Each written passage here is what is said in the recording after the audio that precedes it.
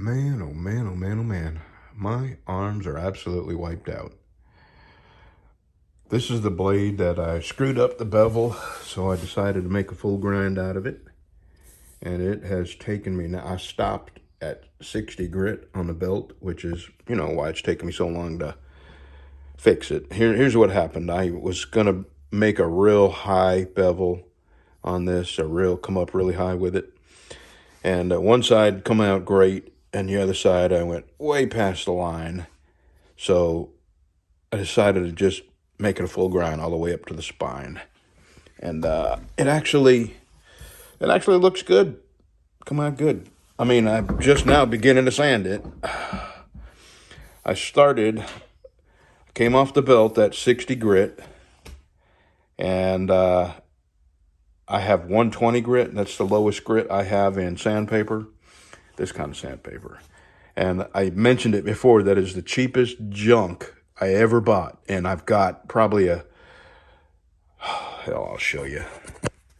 I'm not going to throw it away. It's just, I got nothing but time. So, if I was making a living at this black stuff is what I got left right here. Now, I've got some good stuff underneath there. The red stuff is the good stuff. But I got all this I got to work through. So, probably several hundred more pieces. And I'm just not going to throw it away. It doesn't make, let me pull this forward so it doesn't get hung up under there. I'm not going to throw it away. It just doesn't make sense to, because it takes a little more time and a little more arm power. If I had used the good paper, I would be probably getting this into forge right now, heat treating it and tempering it. But now that I've got the 60 grit belt grinding marks out of it, now I can move faster. So tomorrow I'm starting with 180, and probably by noon I'll have it heat treated and in the tempering oven.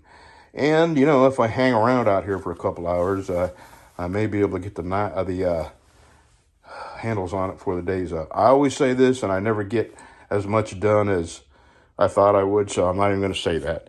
If I get this in I still had to buff it and then get it in heat treating forge. And I think I can do that. So let's just say that's all I'm going to do tomorrow. And then the next day, right? Yeah, the next day I'm going to the doctor. And from then on, I have no idea what my life holds for me. So we'll see you again. Have a good day, y'all. Our old car insurance went up to $125 a month. From what, 100? Well, when we moved over here, it was 50. 50. When we lived in Louisiana. When we lived in Louisiana, our car insurance was $50 a month. We moved over to Texas, and what was it at first? It was like 80. 80, okay. And then recently, they went up to 125 because there's so many uninsured motorists in Texas, and we did not know that. Come on, Lucy. And so we had to switch. You got to save money wherever you can. So we went to Progressive Snapshot, where you plug this thing into your car, and they basically monitor you. And our insurance has gone down to $67 a month. Isn't that something? Yeah, it started out, it was $440 for 6 months. Yeah, now it's at 402 for 402 for so 6 months. So it actually went, we got another savings, so. Yeah, so it was, probably 70 a month, and now it's down to 67 a month. 67, I just did the math. 6 months divided into 402, so. Anyway, we don't put the miles on like people with a job would, so I'm sure that's part of it. Plus, I drive like an old man because I'm an old man. And my wife doesn't drive, and when she drives, my God, she takes off like a jackrabbit and I drive like a rat. Zigzags in and out of traffic. Yeah. with one hand because her other hand is always flipping people off. And I'm kidding.